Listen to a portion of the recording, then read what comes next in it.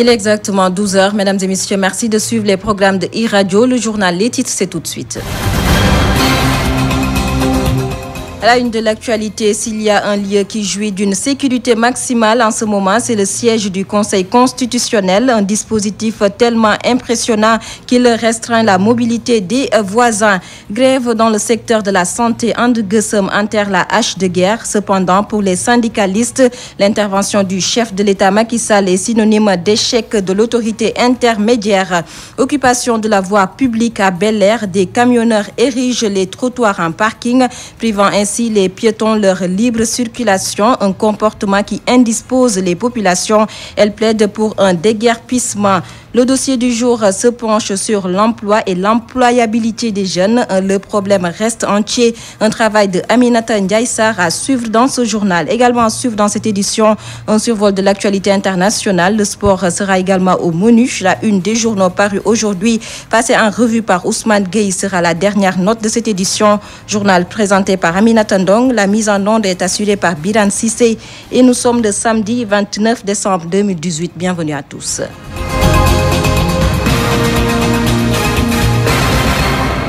Bonjour à toutes et à tous. Andegueusem enterre la hache de guerre. Les blouses blanches ont suspendu le mot d'ordre après l'appel à la négociation lancé par le chef de l'État Macky Sall. Selon Mballo Dia Thiam, si le chef de l'État est monté au créneau, c'est parce que les intermédiaires ont échoué dans leur mission.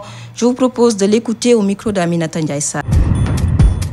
Voilà tout un tas de problèmes qui concernent uniquement le ministère de la Santé. Je ne parle même pas maintenant du régime indemnitaire sur lequel ils n'ont pas daigné nous convoquer à la table de négociation pour nous dire, vous, Andegueusem, quelles sont vos prétentions sur le régime indemnitaire. Et c'est à partir de ce moment qu'on pourrait dire, voilà ce qu'on peut, voilà ce qu'on ne peut pas, voilà les concessions qu'on pourrait faire. Ça n'a pas été fait. Maintenant, si le président de la République monte au créneau après 17 plans d'action, nous pensons qu'il s'est rendu compte que ceux qui sont en amont n'ont pas pu régler son problème et ils montent en créneau pour le régler. Et nous n'avons pas d'autre choix que d'aller, parce que nous sommes dans la revendication syndicale, nous ne sommes pas dans autre chose. On sera optimiste jusqu'au moment où il va nous prouver le contraire. On sera optimiste jusqu'au moment où il fera peut-être dilatoire ou je ne sais quoi, mais je ne pense pas qu'un président de la République à ce niveau, disons, de la situation sanitaire du pays, vous savez mieux que nous autres, donc qu'il nous appelle et ensuite qu'il se dépile au dernier moment, nous n'avons pas ce scénario-là en tête, honnêtement. Nous n'avons pas ce scénario-là.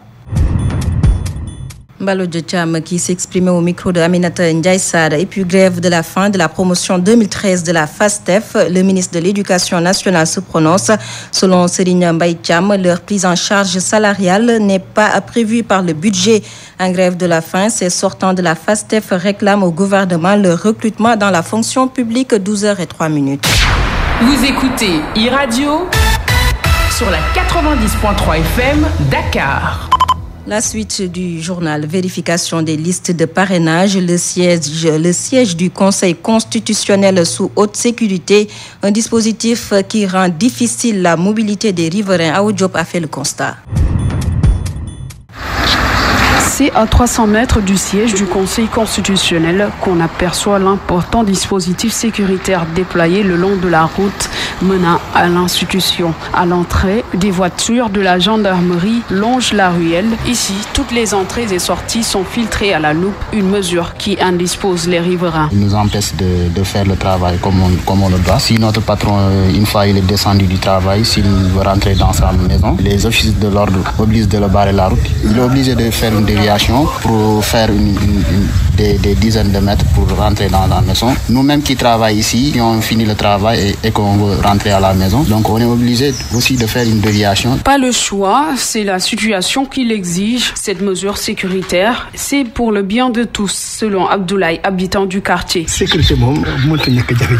dispositif n'est pas sans conséquence. C'est normal que les entrées et sorties soient filtrées pour que les membres du conseil puissent faire leur travail en toute quiétude. Mais par rapport au premier jour des vérifications, il y a aujourd'hui moins de tracas, souligne son voisin.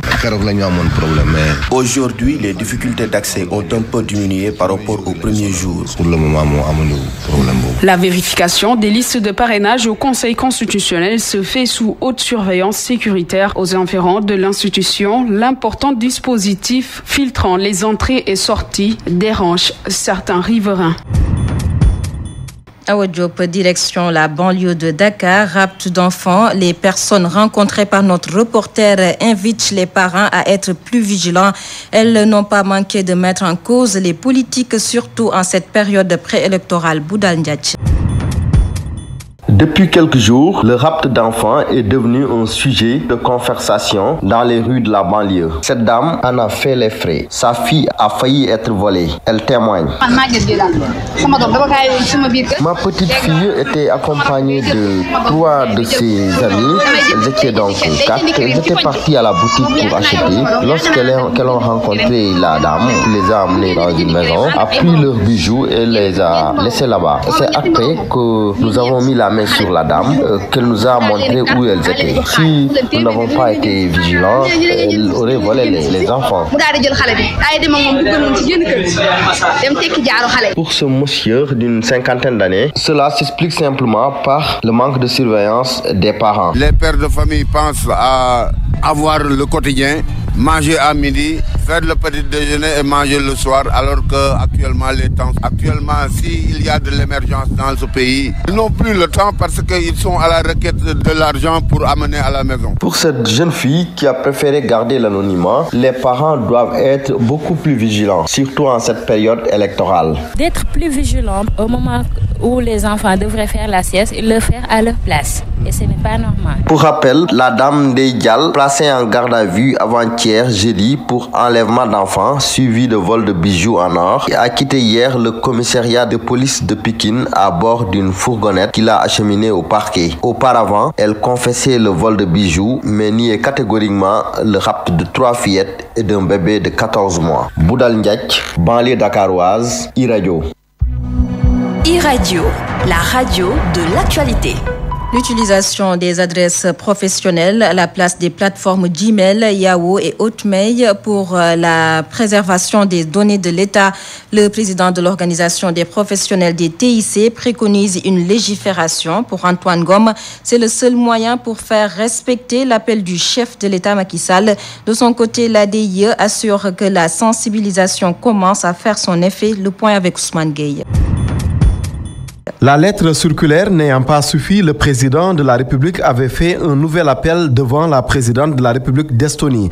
Pour Antoine Gomme, il faut plus de rigueur pour contraindre toute l'administration à utiliser les adresses mail professionnelles. Je crois qu'il faut aller même jusqu'à légiférer sur le sujet. Sinon, je ne pense pas que les choses vont bouger. C'est-à-dire on va continuer à utiliser des adresses privées sans que ça puisse avoir une conséquence quelconque. Et légiférer comment? Expliquez-nous. Vous mettez quoi un peu dans ça? Comme font les autres pays, aux États-Unis, on a légiféré pour ça. On n'a pas le droit d'utiliser une adresse privée pour, des affaires gouvernementales. Le directeur général de l'ADIE semble minimiser. Cheikh Bakhoum, dont l'agence pilote l'informatique du gouvernement, assure que la situation a changé. Il faut un peu relativiser. Il faut le dire que quand même, depuis 1 an, voire 1 an et demi, lorsque le chef de l'État a envoyé une circulaire au niveau du gouvernement, insistant sur le fait que l'ensemble des agents de l'administration doivent utiliser exclusivement des adresses gouvernementales, nous avons vraiment senti un engouement de la part de ces administrations. Il faut s'en féliciter parce que clairement, aujourd'hui, plus de 70% de ces ministères utilisent les boîtes du gouvernement. Preuve de cet engouement, Cheikh Bakhoum et son équipe disent avoir créé près de 10 000 boîtes mail en moins d'1 an. Mais entre la création et l'utilisation de ces adresses mail, il peut y avoir un énorme gap.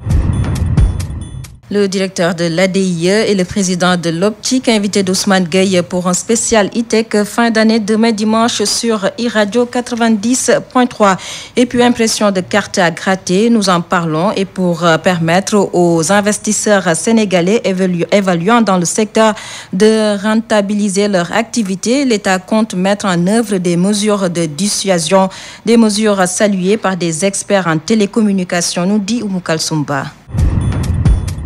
L'État du Sénégal veut dissuader les opérateurs de téléphonie mobile à ne plus importer les cartes de crédit. Quoi de plus normal si l'on sait que le pays dispose d'une imprimerie dénommée Carbone 14. Elle est spécialisée dans l'édition, l'impression de cartes à gratter et de packaging. Alors, quelles sont les bonnes mesures? La réponse avec Amadouli, expert en télécommunications. Les mesures, c'est quoi? C'est de se conformer au dispositif de la CEDEAO et se conformer aussi au dispositif de l'OMC, et tout en restant dans les règles définies et les lois définies du pays. Donc je pense que le ministre ne sortirait pas de ce cadre-là. Il ne s'agira pas de contraindre. Si les pays comme nous, comme les pays de la CEDEAO, arrivent à aujourd'hui fabriquer des ordinateurs, tous les entrants, tous les accessoires qui participent au TIC, ça c'est une excellente chose que de les encourager, de les motiver et surtout de les encadrer. C'est des mesures fiscales, des mesures de douane et puis des promotions ou même des exonérations. Quels sont les enjeux d'une telle mesure? Il y a des Sénégalais qui ont investi plus de 2,6 milliards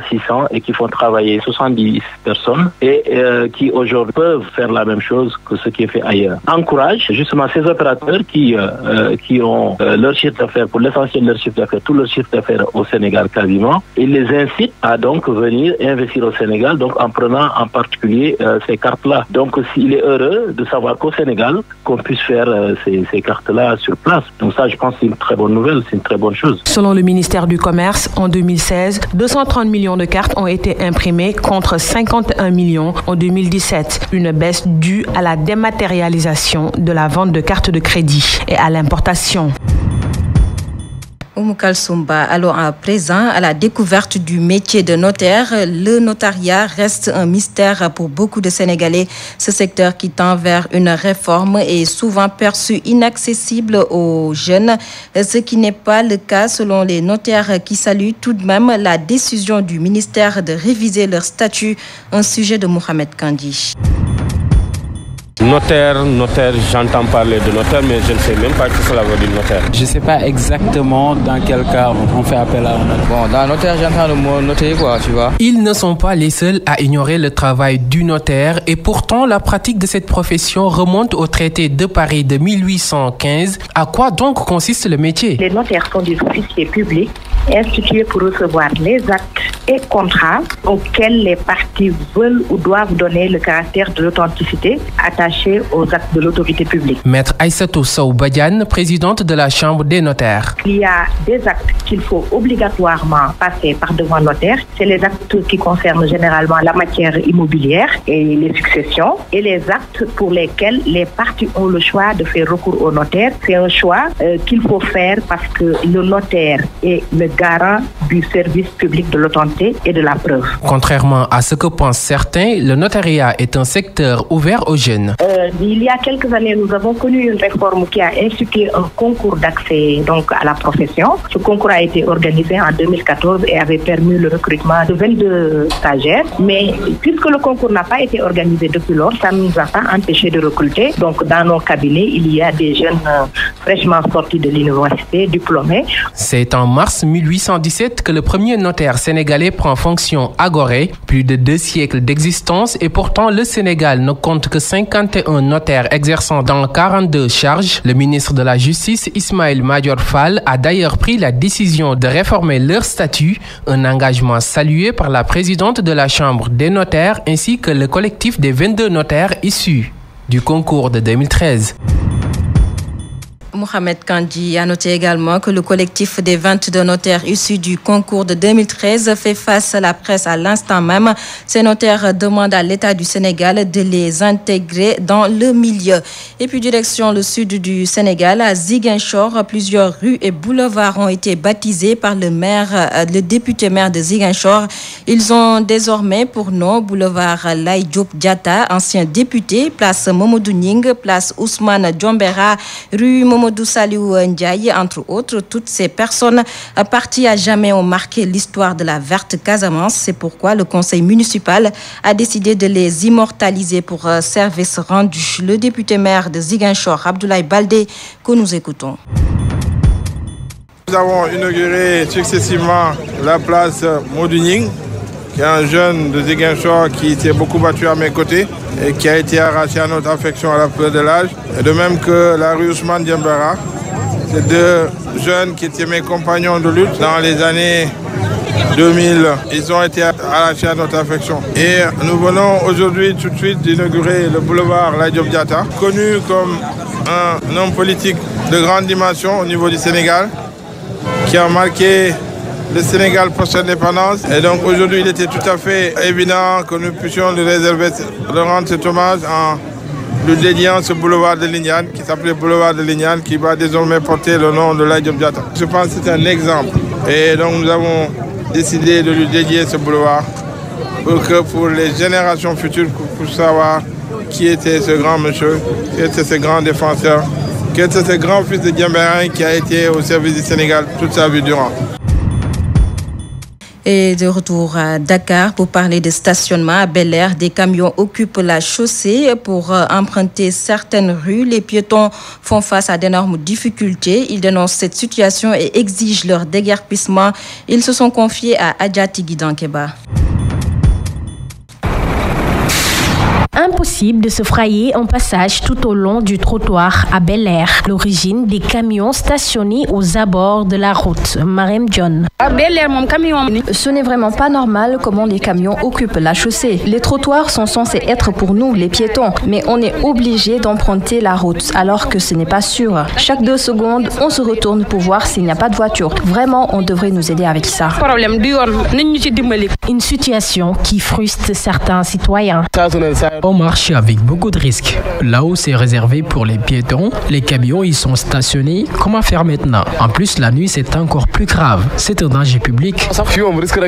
Tous ces camions ont été déguerpis par les autorités, mais il n'y a pas eu de suivi car ils sont revenus occuper la chaussée, nous informe cet homme. L'année passée, à pareille heure, je pense qu'on avait lancé un décret comme quoi on ne voulait plus de camions sur le bord de la route. Donc, on a eu vraiment la chance que tous les camionneurs sont partis. Donc ici c'était clean, on a nettoyé les rues, il n'y avait plus de camions, mais ils sont revenus. Pourquoi? Ça, je ne saurais vous répondre. Il y a les embouteillages récurrentiels et fréquents. Il y avait des lignes Tata même qui passaient. Ils ont été obligés de changer d'itinéraire. Les chauffeurs de ces camions font fi des interdictions et continuent d'occuper le trottoir. D'après les riverains, les nombreux accidents notés sur cet axe sont causés par ces véhicules poids lourds. E-Radio, midi 15, le journal. La suite à 12h16, fête de fin d'année à 48 heures du Saint-Sylvestre. Les préparatifs vont bon train. Cependant, si certains vont passer la fête avec des amis, d'autres préfèrent rester en famille. C'est à cause de la conjoncture, disent-ils. Mamadou Gueye Kassé. Il est de coutume, à chaque fête de fin d'année, de nombreux jeunes se donnent rendez-vous en centre-ville pour passer la fête de Saint-Sylvestre ensemble. Fatou, 26 ans, est très impatiente. Pour les fêtes, ça se passe plutôt bien. On est en train de faire des shopping pour passer de très bonnes fêtes, clôturer l'année en beauté. On va délirer, puisque c'est la fin de l'année. On va s'amuser, donner le maximum. Seydoudia, 22 ans, cigarette à la main, a un regard différent. Il n'a rien prévu de spécial. La conjoncture est passée par là. Comment préparer la fête du réveillon sans argent? Ce n'est pas possible dans ce cas. Si j'avais de l'argent, je pourrais faire la fête. Mais comme ce n'est pas le cas, je reste chez moi. Je n'ai rien prévu. Steve, lui, est un expatrié gabonais. Nous l'avons trouvé en train de vaquer à ses préoccupations. D'habitude, il passe le réveillon en famille. Chaque 31, on est plutôt réunis en famille, histoire de terminer 2018 en sécurité et de commencer aussi 2019 en sécurité. Les soirs de 31, on ne sait pas exactement. C'est vrai que le bon Dieu nous veille, mais il peut toujours arriver certaines choses. Donc c'est en famille, autour d'un repas, de pouvoir se remémorer un peu tout ce qui s'est passé, faire un point et surtout prier pour que l'année qui commence puisse bien se dérouler. À Liberté 6, dans un salon de coiffure, nous avons trouvé 3 jeunes dames. Celle que nous appelons Khadi préfère célébrer le réveillon en famille. Elle invite les jeunes à ne pas verser dans l'excès. 31 décembre, je passe la fête du Nouvel An chez moi avec ma famille. Comme c'est une nouvelle année, nous la célébrons dans la joie. C'est une occasion également de sensibiliser les enfants à faire attention. Ils veulent tout avoir alors que les moyens ne sont pas là. La fête de fin d'année est un moment de convivialité entre jeunes. Toutefois, certains la célèbrent dans la sobriété à cause de la conjoncture. En bref, décès de Seydou Bodian Kouyaté, l'auteur du célèbre roman Sous l'orage, est décédé à l'âge de 90 ans. Seydou Bodian est né à Bamako en 1928, écrivain et homme politique. Il est le père de l'hymne national malien. Transition juste trouvée pour parler de l'actualité internationale. L'actualité internationale sur e-Radio. Mali, pour démarrer, les cheminots maliens poursuivent la grève de la faim entamée le 18 décembre 2018. Ils réclament près de 10 mois d'arriérés de salaire. Le gouvernement a annoncé avoir donné l'ordre de paiement de 2 mois. C'est insuffisant, estiment les grévistes qui durcissent le ton. Certains ont été admis à l'hôpital pour soutenir les cheminots grévistes. Leurs familles ont fait le déplacement. Leurs regards sont parfois insoutenables. Une situation qui tombe mal au moment des fêtes de fin d'année. Burkina Faso, le gouvernement burkinabé a demandé cette semaine au cours d'une réunion avec plusieurs ONG du pays une participation plus importante de la société civile dans la lutte contre l'insécurité et le terrorisme. Pour les organisations de la société civile, la contribution à la lutte contre le terrorisme passe d'abord par une meilleure collaboration avec les forces de défense et de sécurité. Le ministre de l'administration du territoire assure que des mesures de protection seront mises en place pour éviter de mettre en danger la vie des collaborateurs. Et puis Tchad, pour finir la page internationale, un colonel de police et ses complices accusés d'avoir torturé à mort un présumé voleur ont été interpellés vendredi 28 décembre 2018 par les forces de police. La diffusion sur les réseaux sociaux dimanche montrant les faits ainsi que la protestation des citoyens et des défenseurs des droits humains ont poussé les autorités à interpeller les auteurs du crime. De l'avis de plusieurs observateurs, c'est l'indignation provoquée au sein de l'opinion et qui a poussé les autorités à réagir promptement. Et nous ouvrons une nouvelle page. Le journal des sports de e-Radio. L'actualité sportive avec Mohamed Kandi. Mohamed, bonjour. Bonjour, Aminata. Football pour démarrer pour Petite Côte, Casa Sport. Où est-ce qu'on va jouer le match? C'est la grande question. Le stade de Mour qui doit abriter le match a été réservé par le groupe Arlebrick Paradise pour un concert il y a 6 mois de cela. Une information qui ne plaît pas du tout Siaka Bodian, secrétaire général du Casa Sport, qui déclare que son équipe n'est pas au courant de cette décision. Il est joint au téléphone par Mamadou Diagne. Non, nous ne sommes pas au courant, comme je vous l'ai dit, on n'est pas au courant de cette information. Donc pour nous, nous préparons à jouer un match contre Petite Côte dans 6 heures, après même pas, dans 5h30, puisque le match est prévu à 16h. Nous avons donc pris toutes les dispositions pour être depuis le jeudi préparé. Surtout que le match était prévu dans un premier temps le dimanche. Il a été déprogrammé seulement pour indisponibilité du stade au samedi. Donc nous ne voyons pas la moindre raison qui pourrait donc éventuellement entraîner le match n'est pas lieu. Donc comme je vous l'ai dit, pour nous, il n'y a pas d'alternative possible. C'est le match que nous allons jouer à 16h, parce qu'il a été 10 mois convoqué régulièrement par les instances de la Ligue de football professionnel. Donc voilà, nous attendons donc qu'il soit le moment d'aller au stade pour conduire notre équipe pour jouer ce match-là. Les organisateurs du concert Arlebrick Paradise apportent leur réplique. Oui, le manager de Arlebrick Paradise brandit une autorisation préfectorale et du maire Fallou Silla signée depuis 6 mois. D'après lui, le match devrait se jouer demain 30 décembre, mais cette date coïncide avec la manifestation de la collectivité mandingue de Mour. Mamadou Niass est au micro de Aliou Kane. Article 1er. Monsieur Mamadou Niass, tel numéro de téléphone, est autorisé à sonoriser un concert de rap le samedi 29 décembre 2018 de 22h à 4h au stade Caroline Faye de Mbour. Alors pourquoi on a changé la date? Bon, parce que le MPC veut faire du forcing et tout. Ils n'ont pas l'autorisation de jouer dans ce stade, de faire leur match ici au niveau de Mbour. Et là, ils avaient la date du 30 décembre. Et maintenant, la collectivité mandingue a pris cette date-là et là, ils veulent prendre notre date, la date du 29 décembre. Celle qu'on avait donnée à Arlebrick, qui nous appartient et qu'on a le droit, comme vous voyez là, de jouer, de faire notre concert ici. Le maire, il est avec nous parce qu'il nous a donné le stade en mois de juin. On a commencé à faire nos installations et tout, et on ne va jamais reculer. Tout ce qu'ils veulent, ils le trouveront ici, parce qu'on est prêt à se battre, à faire tout ce qu'il faut. Mohamed Kandji, les phases régionales de Ziguinchor se tiennent dans la commune de Bandikaki. C'est dans le département de Bignona. Des matchs de haute facture sont notés en plus des compétitions de théâtre. Amadou Pio Diatta est le président de l'ORCAV de Ziguinchor. Il est au micro de iRadio. Présentement, nous sommes en demi-finale et ce matin déjà, le tenant du titre, l'ASC Nema 2, vient d'être éliminé à la séance du tir au but par l'ASC Ndiandan du département de Bignona. Et l'ASC Camp Riverain s'est qualifié au détriment de Moulomp. Donc pour la finale cadette, déjà, c'est l'ASC Camp Riverain qui jouera contre l'ASC Ndiandan. Et dans l'ensemble, ça se passe bien.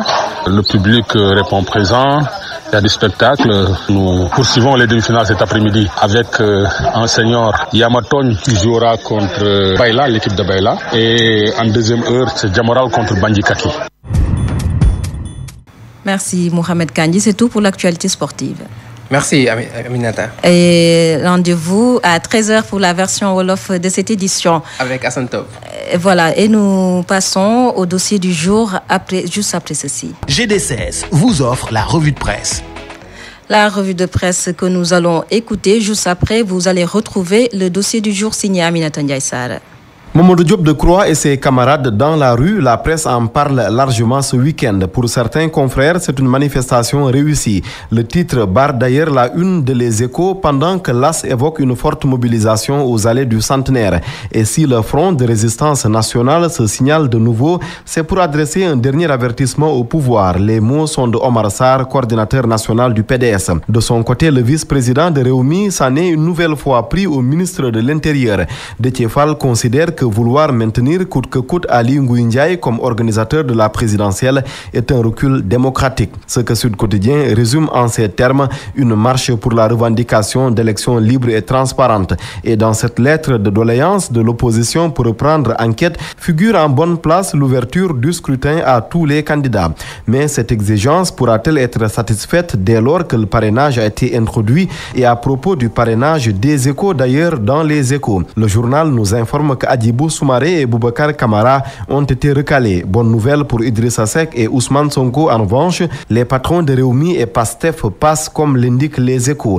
Idrissa Seck a-t-il pu franchir cette étape réellement ou pas? En tous les cas, ce n'est pas ce que rapporte enquête, puisque selon les confrères, l'ancien maire de Thiès doit encore régler quelques petits détails. Qu'en est-il de Malik Gakou et Madické Niang? Ils n'ont pas pu valider leur liste pour le moment. Mais attention, Madické a pu s'en sortir, quoique délesté de 5000 parrains, corrige Sud Quotidien, confirmé par les échos, selon qui le Saint-Louisien passe même facilement, de même que Issa Sall et Macky Sall. Et pendant que l'opposition bandait ses muscles dans la capitale hier, le candidat de Benno Bokk Yakaar se prépare en perspective de la présidentielle. Se prépare ou se blende pour emprunter le terme de l'AS.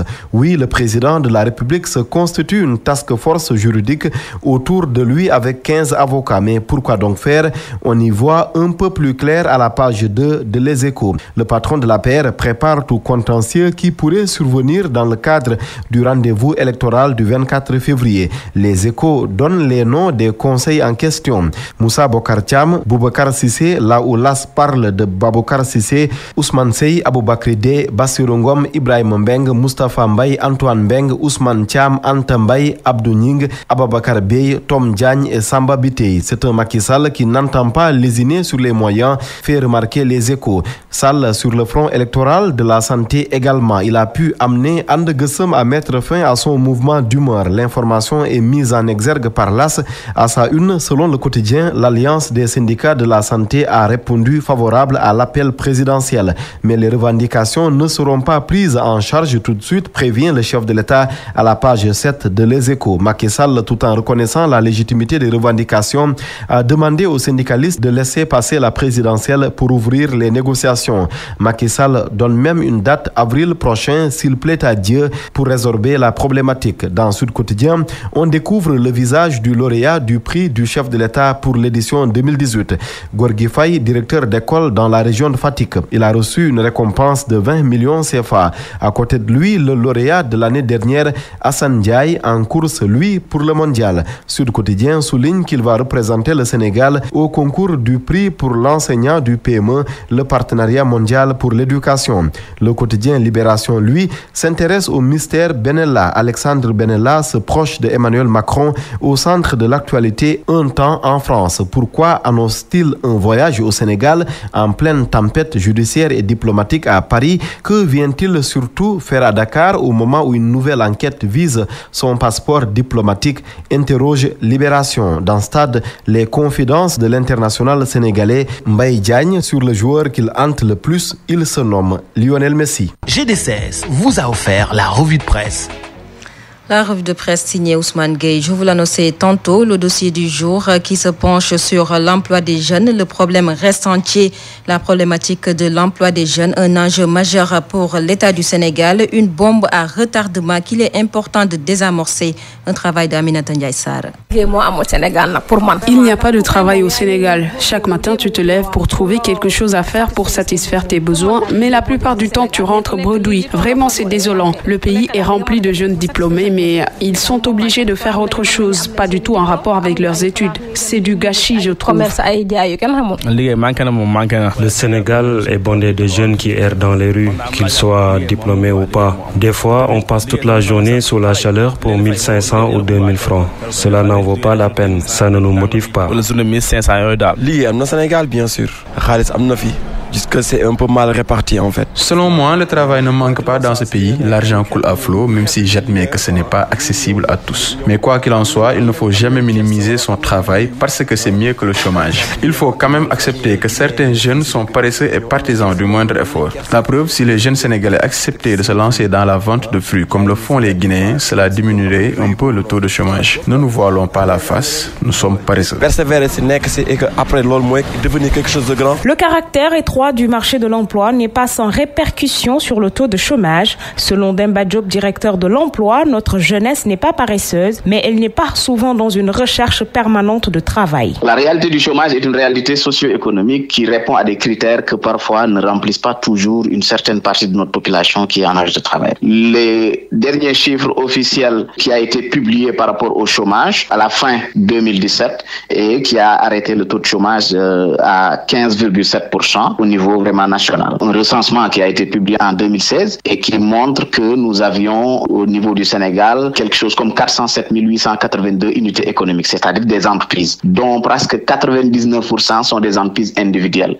et 97% relevant du secteur informel. Donc c'est dire que notre économie nationale en termes d'entreprises formelles de grande envergure capables de recruter n'est constituée qu'à hauteur de 1%, 2%. Le directeur de l'emploi, Demba Diop, poursuit avec la recherche active de l'emploi et les soucis que ce concept peut poser. Il y a la situation de recherche active d'emploi et ce concept en réalité aujourd'hui pose problème en ce sens que vous avez un groupe de jeunes qui peuvent avoir cette volonté-là de trouver un emploi mais ne savent pas où aller et souvent ils se considèrent comme chômeurs alors que l'action même de recherche active d'emploi est considérée en réalité comme une des conditions non négligeables quand on parle de chômage. Parmi ces moteurs de financement dont parle Demba Diop, directeur de l'emploi, nous avons la DER, la délégation pour l'entrepreneuriat rapide, Aminata Ly, coordonnatrice de la cellule partenariat, communication et relations extérieures, nous explique comment son équipe compte participer à la réduction du taux de chômage. En termes de résultats, au 24 novembre dernier, nous avons eu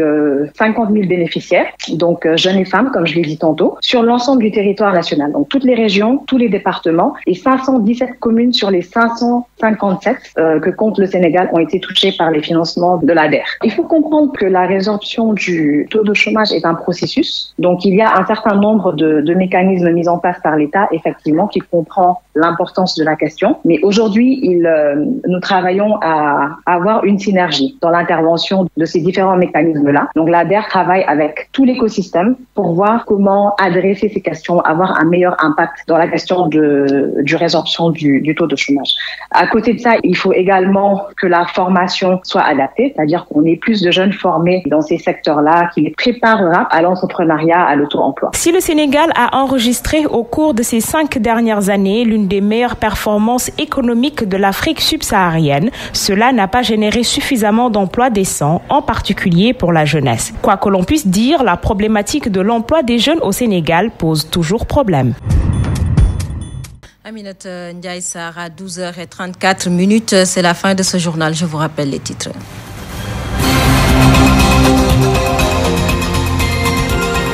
Présidentielle 2019, parrainage validé pour Khalifa Babacar Sall. L'ancien maire de Dakar en détention a obtenu plus de 57 000 parrains. S'il y a un lieu qui jouit d'une sécurité maximale en ce moment, c'est le siège du Conseil constitutionnel. Un dispositif tellement impressionnant qu'il restreint la mobilité des voisins. Et puis grève dans le secteur de la santé. Andeguesem enterre la hache de guerre. Cependant, pour les syndicalistes, l'intervention du chef de l'État est synonyme d'échec de l'autorité intermédiaire. Occupation de la voie publique à Bel-Air, des camionneurs érigent les trottoirs en parking, privant ainsi les piétons leur libre circulation, un comportement qui indispose les populations. Elle plaide pour un déguerpissement. Le dossier du jour s'est penché sur l'emploi et l'employabilité des jeunes. Le problème reste entier. Un travail de Aminata Ndiaye Sarr. L'actualité internationale, le sport, la revue de presse était également au menu de ce 12h. Journal présenté par Aminata Ndong, la mise en onde assurée par Biran Sissé. Merci à Mohamed Kandi pour la réalisation. Merci à vous de nous avoir suivis. Restez à l'écoute de nos programmes. Tout de suite, retrouvez Seydina Abagay pour la Rétro Sport et bonne suite des programmes sur iRadio 90.3.